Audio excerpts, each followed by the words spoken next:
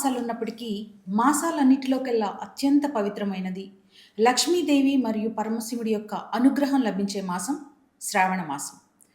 శ్రావణ మాసం అనగానే మనకు గుర్తొచ్చేది శ్రావణ శుక్రవారాలు, వరలక్ష్మి వ్రతం, మంగళగౌరి వ్రతం.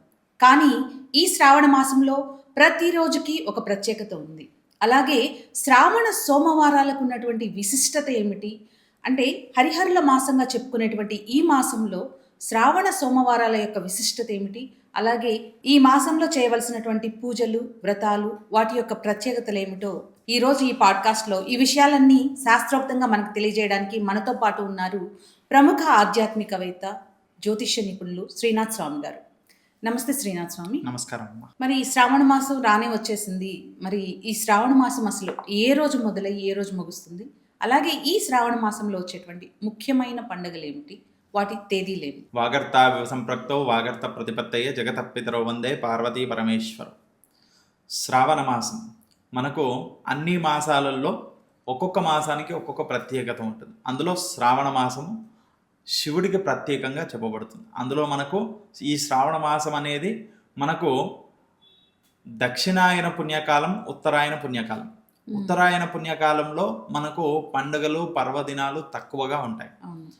దక్షిణాయన పుణ్యకాలంలో మనకు పండుగలు, పర్వదినాలు అత్యధికంగా ఉంటాయి.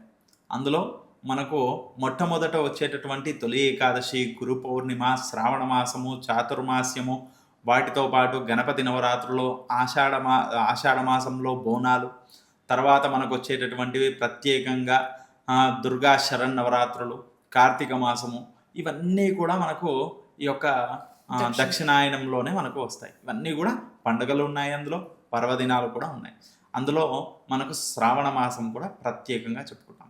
మరి శ్రావణ మాసంలో కూడా ఇలా దక్షిణాయనంలో పండుగలు, పర్వదినాలు ఉన్నాయని ఎలా చెప్పుకుంటామో, అందులో ప్రత్యేకంగా శ్రావణ మాసంలో కూడా చాలా విశేషమైనటువంటి పండుగలు, పర్వదినాలు ఉన్నాయి.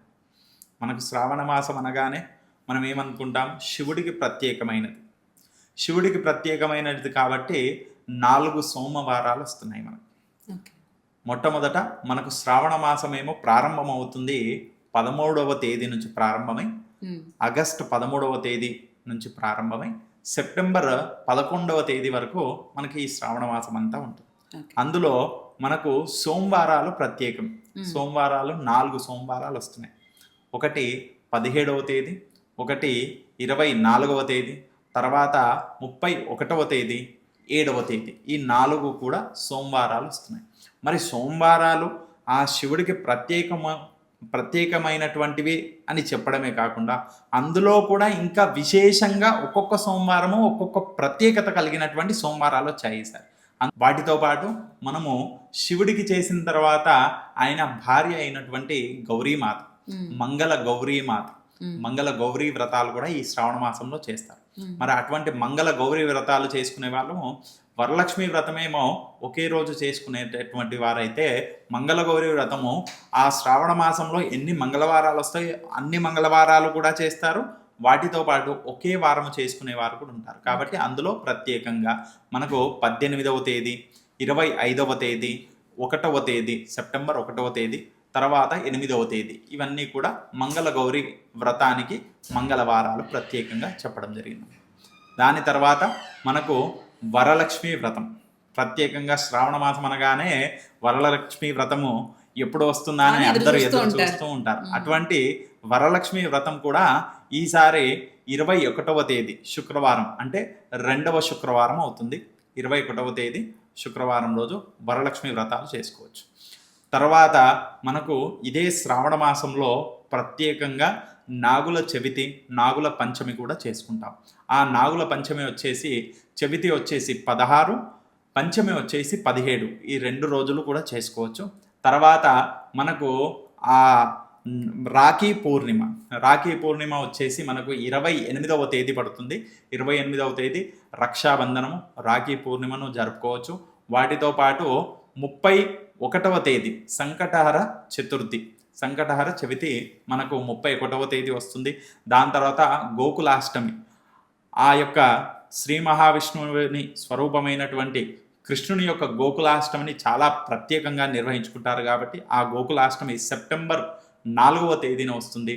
వాటితో పాటు ఆర్ద్రా నక్షత్రం, శివుడికి శ్రావణ మాసం ప్రత్యేకమని చెప్పుకున్నట్టుగానే శివుడికి ప్రీతికరమైనటువంటి నక్షత్రమేమో ఆర్ద్రా నక్షత్రం. అలాగే శివుడికి ప్రీతికరమైనటువంటి రోజులలో మనకు సోమవారం, అలాగే శివుడికి ప్రీతికరమైనటువంటి తిథులలో మాస శివరాత్రి. ఇలా మనకు ఆర్ద్రా నక్షత్రం వచ్చేసి 6వ తేదీ పడుతుంది. అలాగే ప్రత్యేకంగా మాస శివరాత్రి వచ్చేసి 9వ తేదీ పడుతుంది.